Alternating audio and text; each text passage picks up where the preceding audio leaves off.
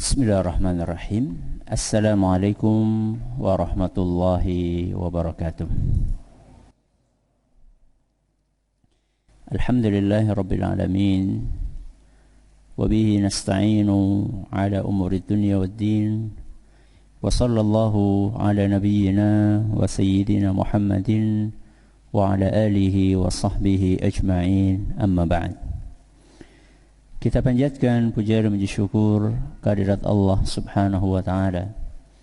Pada kesempatan malam yang berbahagia kali ini, kita kembali diberi kekuatan, kesehatan, hidayah serta taufik dari Allah Jalla wa Ala, sehingga kita bisa kembali menghadiri pengajian rutin untuk mengkaji Asmaul Husna di Masjid Manarul Ilmi di Komplek Pondok Pesantren Tunas Ilmu di Desa Kedung Wuluh, Purbalingga ini.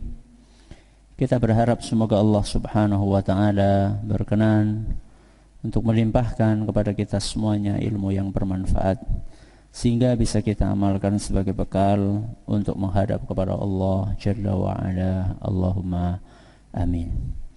Salat dan salam semoga senantiasa tercurahkan kepada junjungan kita Nabi Agung Muhammad sallallahu alaihi wasallam, kepada keluarganya, sahabatnya, dan umatnya yang setia mengikuti tuntunannya hingga di akhir nanti. Pada pertemuan yang lalu kita telah menyelesaikan pembahasan tentang nama Allah Al-Fattah. Maka hari ini kita akan mengkaji nama Allah yang lainnya, yaitu nama Allah Al-Wadud. Kenapa? Al-Wadud. Jadi kalau punya anak namanya apa? Abdul Wadud, ya. Abdul Wadud. Al-Wadud ini bisa diterjemahkan dengan yang maha mencintai dan maha dicintai. Apa Al-Wadud? Yang maha mencintai dan yang maha dicintai. Nama Al-Wadud di dalam Al-Quran disebutkan 2 kali. Nama Al-Wadud di dalam Al-Quran disebutkan 2 kali.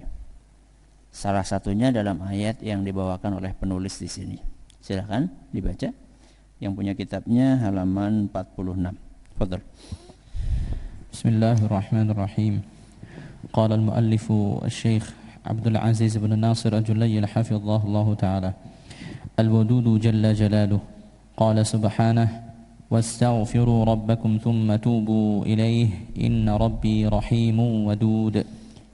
Ayat ini ayat yang pertama, ya, ada 2 ayat. Ayat yang pertama disampaikan oleh penulis yaitu dalam Al-Quran surat Hud. Surat apa? Hud ayat 90.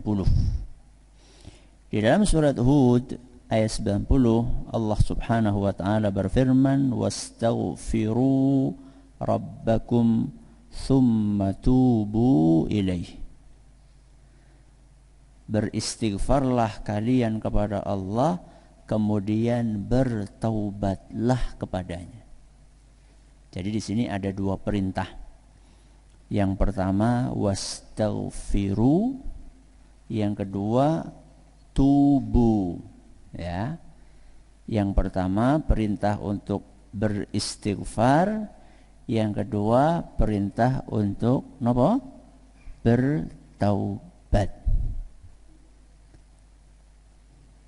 Makanya kita dianjurkan di zikir pagi atau di zikir petang untuk membaca 100 kali astaghfirullah wa atubu ilaih. Astaghfirullah terus wa atubu ilaih. Jadi ada 2 perintah Allah. 1 memerintahkan kita untuk beristighfar, yang kedua memerintahkan kita untuk bertaubat. Apa bedanya Ustaz antara istighfar dengan taubat? Istighfar minta ampun, taubat ya taubat. Apa bedanya? Ketika istighfar dan taubat ini digandengkan, maka istighfar itu identik dengan sesuatu yang telah lampau. Napa? Identik dengan sesuatu yang telah lampau. Berarti taubat apa? Sesuatu yang akan datang. Istighfar itu adalah memohon ampun kepada Allah atas dosa-dosa yang pernah kita kerjakan. Ini berarti telah lampau. Sedangkan taubat adalah janji kita kepada Allah di masa yang akan datang untuk tidak mengulangi perbuatan-perbuatan dosa. Apa coba diulangi? Bedanya istighfar sama taubat apa tadi? Baleni maning. Ya, saya ulangi lagi. Istighfar terkait dengan sesuatu yang telah lampau. Taubat terkait dengan sesuatu yang akan datang. Istighfar adalah permohonan ampun kepada Allah atas dosa-dosa yang sudah kita lakukan. Berarti ini kan telah lampau. Kalau taubat itu adalah janji kita kepada Allah, tekad kita untuk tidak mengulangi dosa-dosa itu. Kapan? Di masa yang akan datang. Coba diulangi. Istighfar sesuatu yang lampau. Apa maksudnya sesuatu yang telah lampau? Kita mohon ampun kepada Allah atas dosa-dosa yang pernah kita kerjakan. Baik, kalau taubat sesuatu yang akan datang. Apa maksudnya? Janji kita kepada Allah, tekad kita untuk tidak mengulangi dosa-dosa di masa yang akan datang. Ya. Mungkin dahulu ada yang pernah hendak sholat. Mungkin ada yang pernah hendak sholat. Ini kejadian telah lampau. Berarti apa yang mesti dilakukan? Istighfar. Nah, besok harus berjanji, bertekad untuk tidak mengulangi dosa yang serupa, alias kudu sholat terus. Ya. Jadi ada penyesalan atas sesuatu yang telah terjadi. Setelah kita menyesali, maka kita bertekad bulat untuk memperbaiki perilaku kita di masa yang akan datang. Kita perbaiki sampai kapan? Kita perbaiki diri kita sampai kapan? Ya nganti mati. Berarti sholatnya nganti kapan? Ya nganti mati. Orang pensiun sholat? Boten. PNS ada pensiunnya, sholat boten nonton. Ya. Ini perbedaan antara istighfar dan taubat kalau digandengkan. Jadi di sini Allah berfirman, "Wastaghfiru rabbakum tsumma tubu ilaih." Beristighfarlah kalian kepada Allah, kemudian taubatlah kepadanya. Inna rabbi, sesungguhnya Rabbku, rahimun, maha pengasih atau penyayang, wadud. Apa wadud? Maha mencintai dan maha dicintai. Ya. Ini salah satu ayat yang menyebutkan nama Allah Al-Wadud. Ayat yang lainnya akan kita bahas di pengajian tafsir insyaallah. Ya, wa huwal ghafurul wadud. Surat napa jajal? Al-Buruj, ya. Nanti ke Masjid Agung kalau pengen tahu. Ya, santri enggak usah di sini aja santri. Ya, bisa dengerin rekamannya. Baik, ini adalah ayat tentang nama Allah Al-Wadud, disebutkan di Al-Quran berapa kali? 2 kali, salah satunya di ayat yang tadi kita baca, yaitu surat Hud ayat berapa? 90. Nah, apa maknanya? Apa maknanya? Iqra. المعنى في حق الله عز وجل الودود فيه معنيان أحدهما أنه بمعنى فاعل وهو الذي يحب أنبياءه ورسله أو أولياءه وعباده المؤمنين Al-Wadud. Nama Allah Al-Wadud fihi ma'nayani. Memiliki dua makna. Sesuai dengan terjemahannya tadi. Apa tadi Al-Wadud? Maha mencintai dan maha dicintai. Berarti makna yang pertama apa? Maha mencintai. Nah, kalau disebut maha mencintai, siapa yang dicintai oleh Allah? Sinten? Semuanya. Wong ora salat. Semuanya berarti orang kafir pun dicintai sama Allah. Dening amlong. Dicintai. Penak dong. Cinta Allah Subhanahu wa taala ada yang sifatnya umum, ya. Ada yang sifatnya khusus. Ya.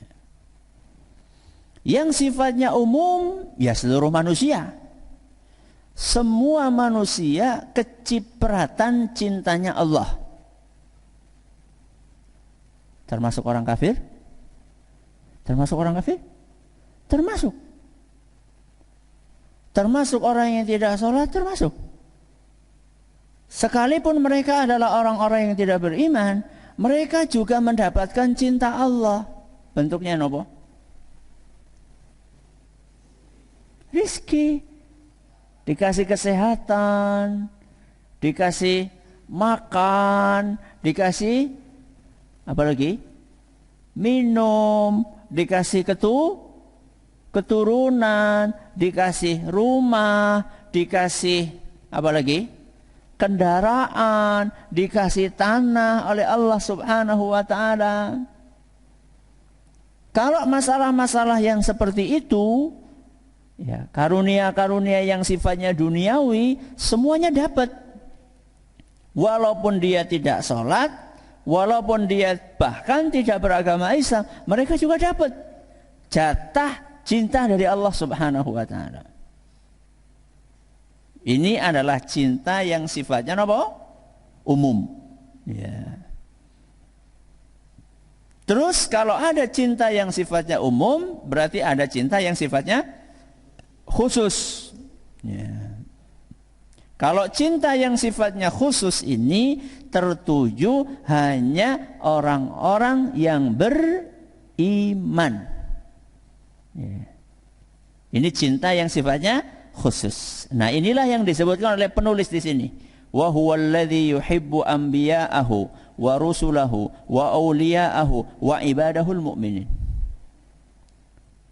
Cinta yang sifatnya khusus adalah cinta Allah kepada para nabi, para rasul, para wali, dan hamba-hamba Allah yang beriman. Ini cinta yang sifatnya khusus. Nah, cinta yang sifatnya khusus yang Allah berikan kepada hamba-hamba yang beriman ini bentuknya apa, Ustaz?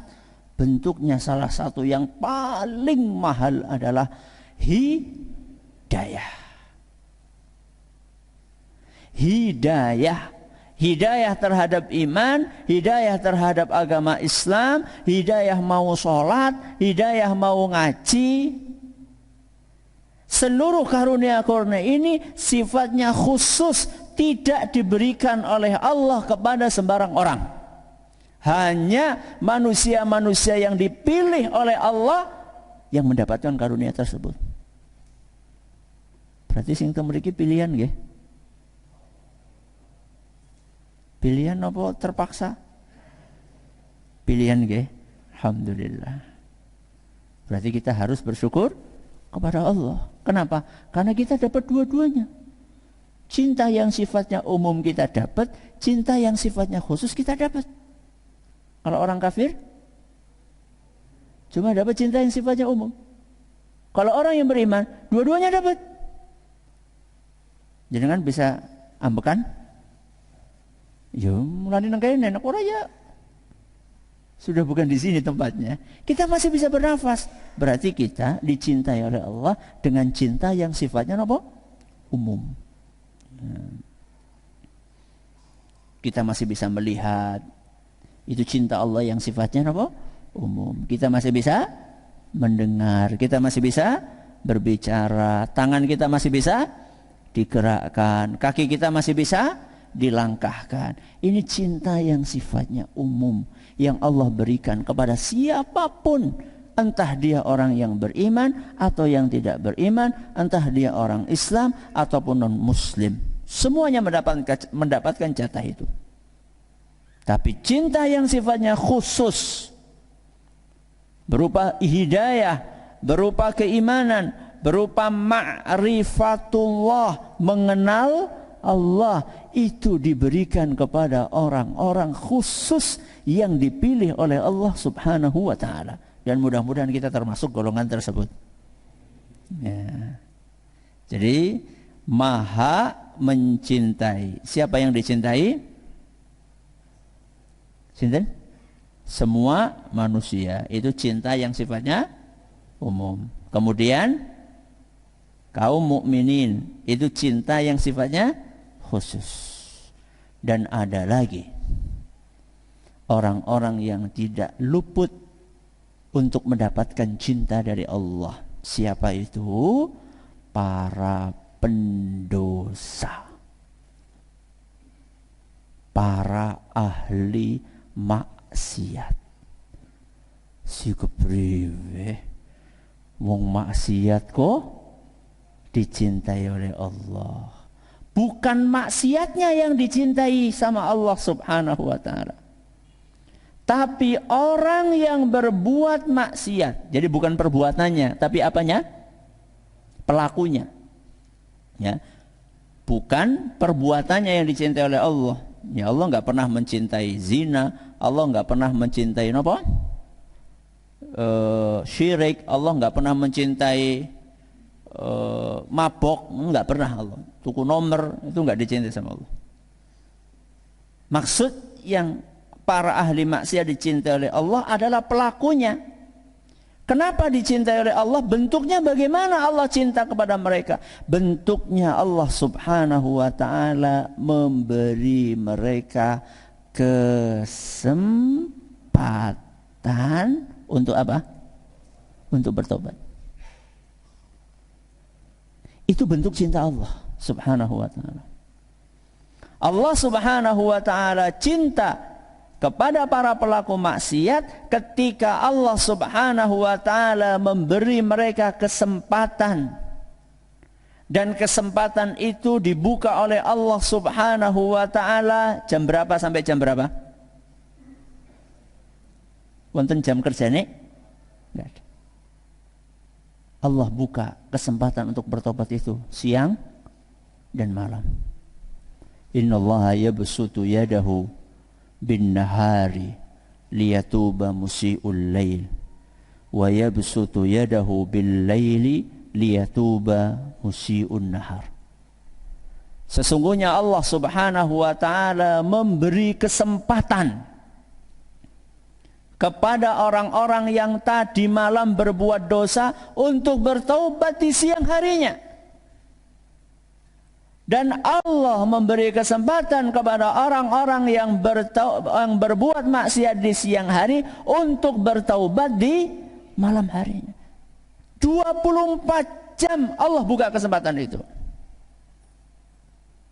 Sehingga ketika ada orang berbuat maksiat, kok kemudian oleh Allah Subhanahu wa ta'ala tidak segera dijatuhi apa? Hukuman. Ketika Allah Subhanahu wa ta'ala tidak langsung memberikan hukuman, memberikan azab, memberikan siksa, memberikan sanksi kepada orang-orang yang berbuat maksiat, itu bukan berarti Allah suka dengan maksiat yang dia lakukan, tapi Allah sedang memberi apa? Kesempatan. Maka jangan tertipu. Ya. Yang ora salat dan yang sugih, itu namanya tertipu. Daripada kae rajin memejit tapi kere, mending nyong mbok, mendingan saya walaupun gak sholat tapi kayak ini orang tertipu. Ya. Ini orang tertipu. Seharusnya ketika dia nggak sholat kemudian dikasih rizki sama Allah, ingat sama Allah. Ini lagi dikasih kesempatan kepada Anda untuk memperbaiki diri. Bukan malah terus-menerus melakukan perbuatan dosa dan maksiat dan selalu melanjutkan perbuatan dosa itu, bukan. Jadi Allah Subhanahu wa taala juga mencintai para pelaku maksiat dengan cara apa tadi? Memberi kesempatan untuk bertobat. Bukan hanya kesempatan yang diberikan oleh Allah kepada para pelaku maksiat. Allah Subhanahu wa taala membuka sekian cara kepada orang itu supaya dapat hidayah. Allah membuka sekian banyak cara, sekian banyak pintu, sekian banyak sarana Allah sediakan untuk orang itu agar mau bertobat kepada Allah Subhanahu wa taala. Kadang-kadang lewat teman, kadang-kadang lewat apa? Teman. Ujuk-ujuk teman lama WA. Assalamualaikum, waalaikumsalam. Lagi ngapa? Lagi jualan darah.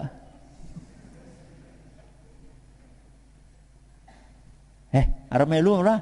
Mau ngendi lah, harus melu bae lah. Melu apa sih? Ana mangane ora ana insyaallah. Engkau tak jemput ya? Ya. Siap-siap ya? Ya. Jam 5 engkau tak jemput. Sudah jemput, ya. Kemudian ki mangan nang ndi? Ya sing nang Perak ana, Perak alun-alun. Ya. Sudah mampir makan, bareng langsung balik lah, salat dela lah. Salat nyurat atau salat ora apa-apa sekali-kali.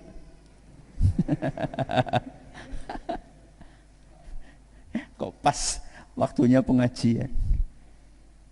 Terus salat tok ya? Iya. Karena berangkatnya gasik, akhirnya duduk di depan. Selesai. Kita ini ramai temen. Iyalah isin lah, harap menyat lah. Isin jagong pedisit. Ikut pengajian sampai apa? Hatinya dibuka oleh Allah Subhanahu wa taala. Lewat apa tadi? Teman. Lewat teman.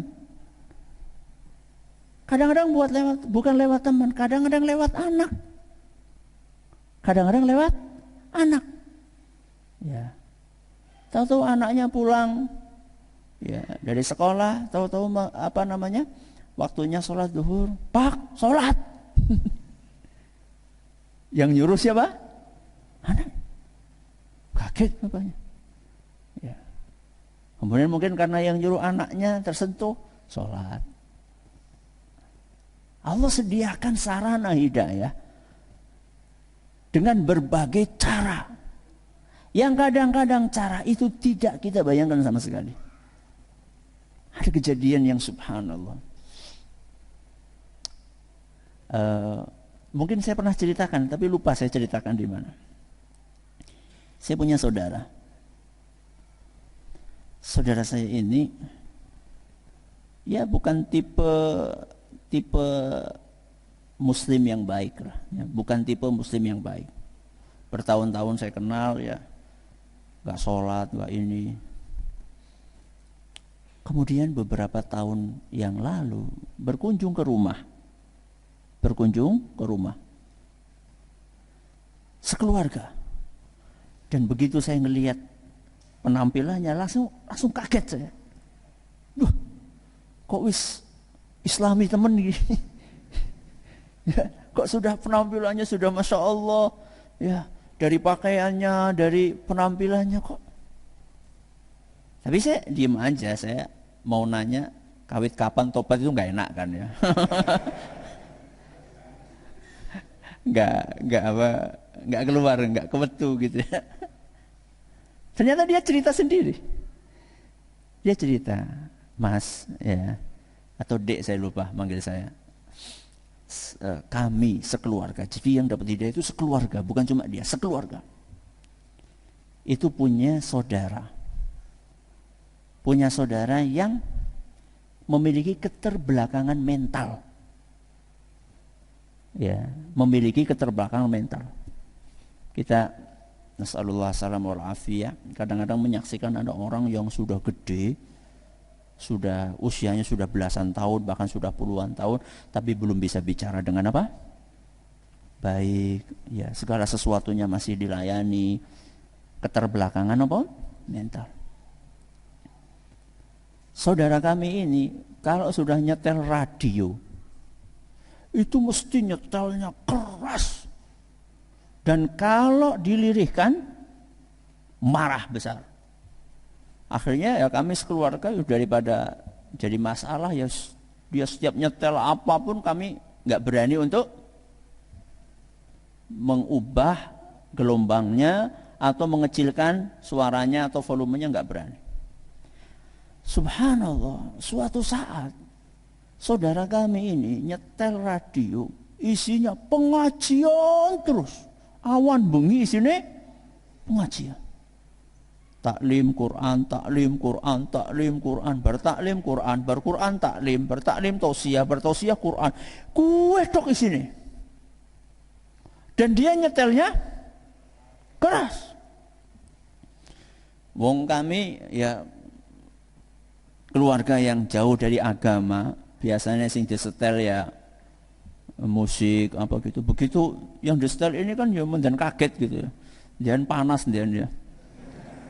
Mungkin ya karena nggak biasa kan nyetel itu, setannya pada ya bereaksi mungkin. Tapi kami nggak bisa mengecilkan radio itu, nggak bisa karena marah nanti. Dipindah juga nggak mau, ngotot ya nggak mau dipindah. Sampai akhirnya lama-lama kami terpaksa untuk mendengarkan pengajian, terpaksa. Sampai akhirnya lama-lama kami sekeluarga itu bukan hanya terpaksa, lama-lama kami menikmati pengajian itu. Dan akhirnya kami sekeluarga dapat hidayah. Sarananya apa? Anak yang punya keterbelakangan mental. Itu berarti Allah sayang atau tidak? Sayang. Jadi Allah Subhanahu wa ta'ala kepada pelaku maksiat pun juga Allah sayang. Dengan cara apa tadi? Diberi kesempatan untuk bertaubat. Selain itu juga disediakan sekian banyak cara untuk menggugah hatinya mau bertobat. Ya. Baik, makna al-wadud yang pertama apa tadi? Maha mencintai. Siapa aja yang dicintai? Seluruh manusia. Itu cinta yang sifatnya umum. Yang kedua, cinta yang sifatnya khusus kepada siapa? Orang yang beriman. Berupa apa? Hidayah. Terus siapa lagi? Ahli maksiat, ya, para pendosa. Apa bentuk cintanya Allah? Diberi kesempatan untuk bertaubat dan dikasih berbagai pintu atau celah atau cara atau sarana agar dia mau tergugah hatinya untuk bertobat. Baik, ini makna yang pertama, maha mencintai. Yang kedua apa mau? Maha dicintai. Lanjut. والثاني أنه بمعنى مودود وهو المحبوب الذي يستحق أن يحب الحب كله وأن يكون أحب إلى العبد من سمعه وبصره وجميع محبوباته. Yang kedua kata penulis annahu bima'na maudud wa huwal mahbub. Yang kedua artinya yang maha dicintai. Alladzi yastahiqu an yuhabbal hubba kullah. Yaitu yang layak untuk dicintai dengan totalitas kecintaan. Wa an yakuna ahabba ilal abdi, dan Allah subhanahu wa ta'ala layak untuk kita cintai melebihi kecintaan kita dengan telinga kita, melebihi kecintaan kita dengan mata kita, dan melebihi kecintaan kita kepada semua yang layak untuk dicintai. Semua yang layak dicintai berarti lebih kita cintai dibandingkan suami kita, dibandingkan istri kita, dibandingkan ayah kita, dibandingkan ibu kita, dibandingkan anak kita, dibandingkan mobil kita, dibandingkan rumah kita, dibandingkan perusahaan kita, dibandingkan semua yang pantas untuk dicintai. Itulah makna yang kedua. Yang maha apa? Dicintai. Jadi kita seharusnya mencintai Allah. Dan munculnya kecintaan di dalam hati kita kepada Allah itu adalah karunia. Kenapa? Munculnya kecintaan kita kepada Allah itu adalah karunia. Karunia dari siapa? Karunia dari Allah kepada kita. Bukan karena kita hebat, bukan karena kita cerdas, bukan karena kita pinter, bukan karena kita keturunan kiai, bukan karena kita orang yang berdarah biru, bukan. Tapi munculnya kecintaan di dalam hati kita kepada Allah itu adalah murni karunia darinya. Tapi tentunya supaya kita cinta kepada Allah harus ada upaya. Jadi kayak ada orang, Mas sholat dongakaken belah nenyong oleh hidayah. Loh dia digolet apa ora? Ya. Mas aja mendem bae wis dongakan bae ngana mau masjid dongakan melalui hidayah. Iya jenengan harus berusaha dong. Betul munculnya kecintaan kita kepada Allah itu karena karunia dari Allah. Tapi kita harus berusaha bagaimana cinta itu tumbuh. Usahanya bagaimana Ustaz? 1. Memahami nama-nama Allah. Bagaimana? Memahami nama-nama Allah. Yang kedua, merenungi nikmat-nikmat Allah. Apa yang pertama? Memahami nama-nama Allah. Yang kedua, merenungi nikmat-nikmat Allah.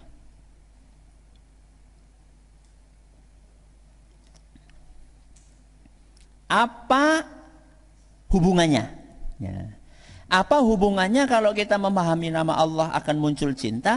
Apa hubungannya kalau kita merenungi nikmat Allah kita akan muncul cinta kepada Allah? Hubungannya, kata para ulama kita, di antaranya Syekh Sa'di rahimahullah, manusia itu punya tabiat menyukai yang sempurna. Manusia punya tabiat mencintai sesuatu yang sempurna.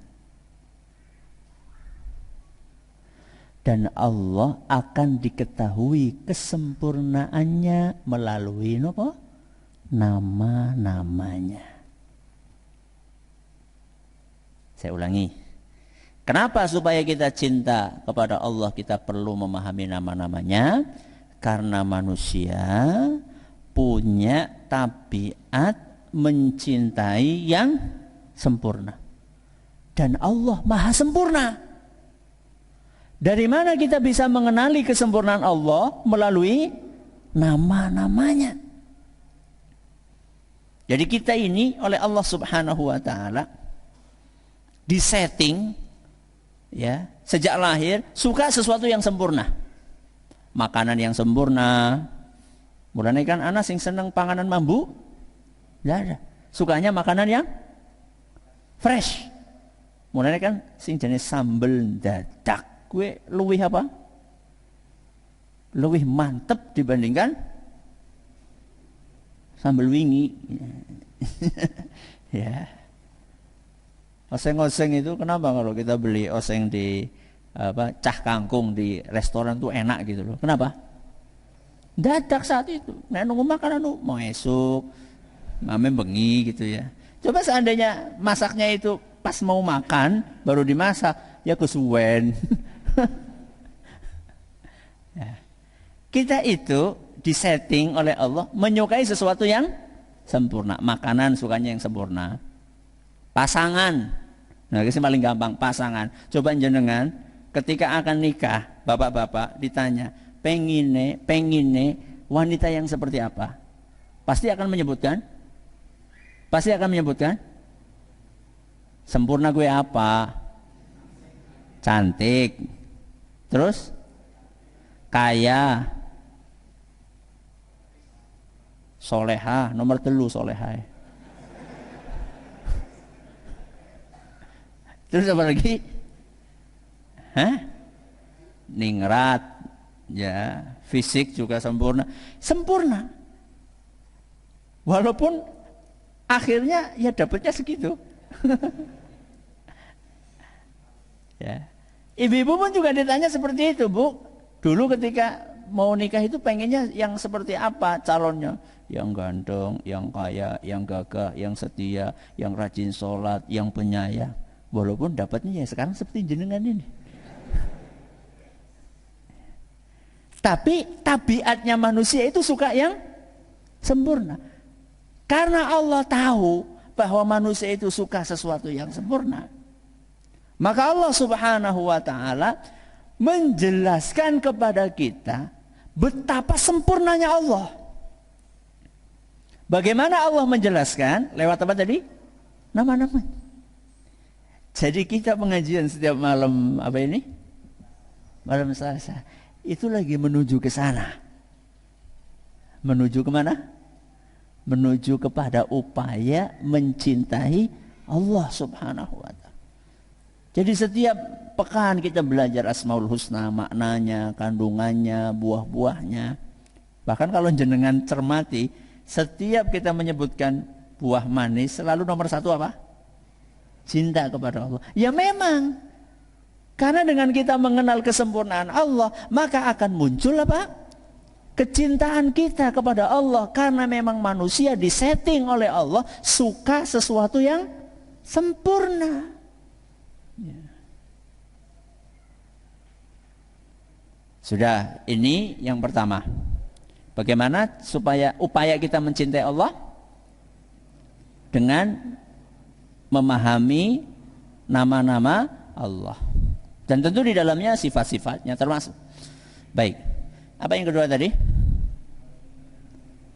Merenungi nikmat-nikmat Allah.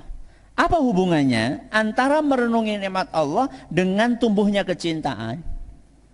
Manusia disetting oleh Allah untuk mencintai pihak yang berbuat baik kepadanya. Manusia disetting oleh Allah akan mencintai pihak-pihak yang berbuat baik kepada dia. Dan yang paling baik kepada kita sinten? Allah. Ya.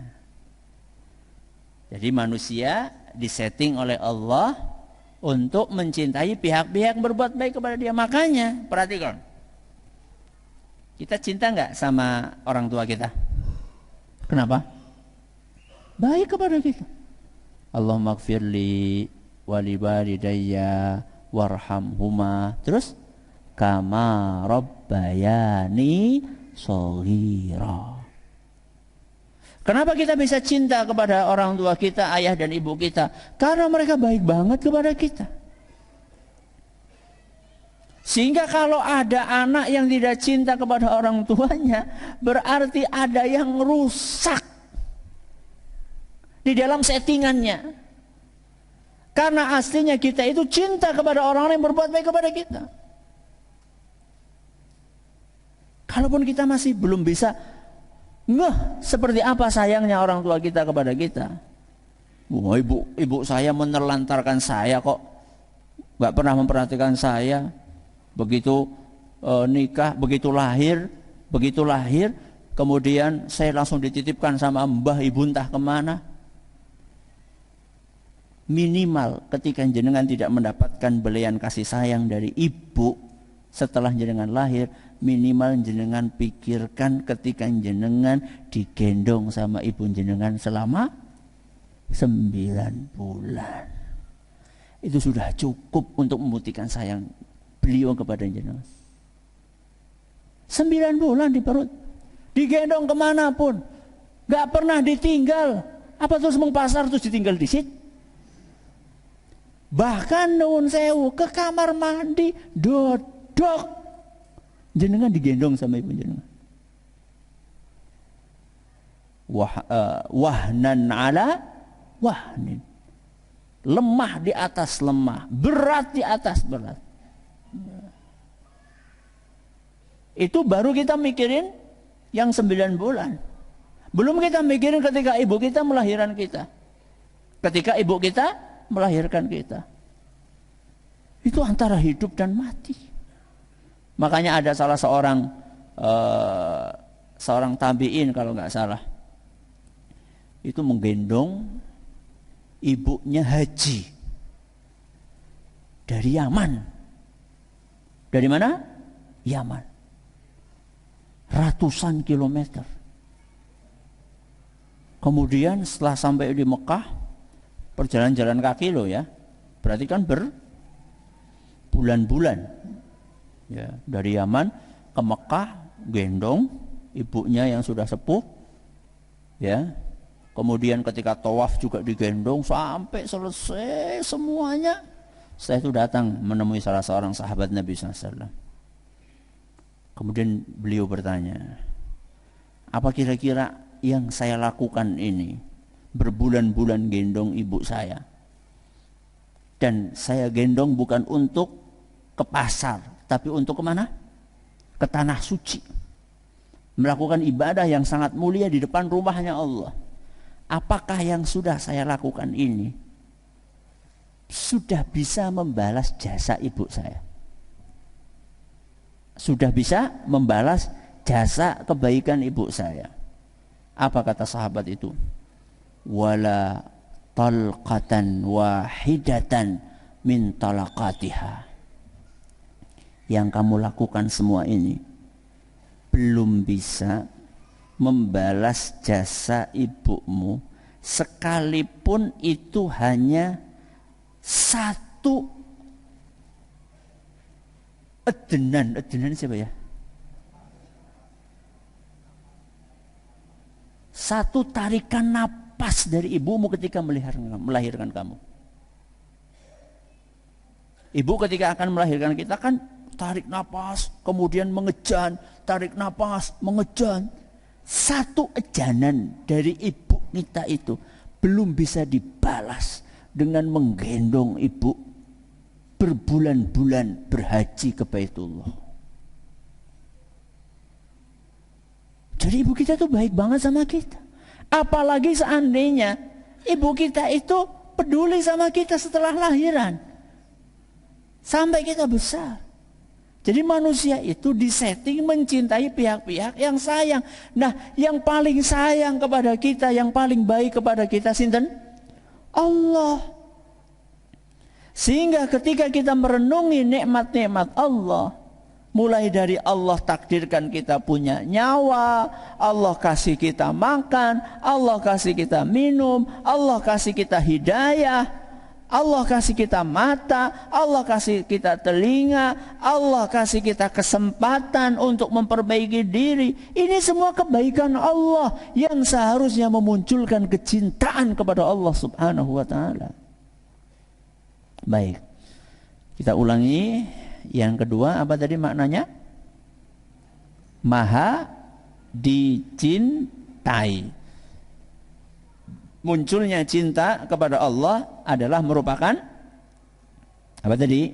Karunia. Tapi karunia itu harus diupayakan. Caranya satu, memahami nama-nama Allah. Yang kedua, merenungi nikmat-nikmat atau kebaikan Allah Azza wa Jalla kepada kita.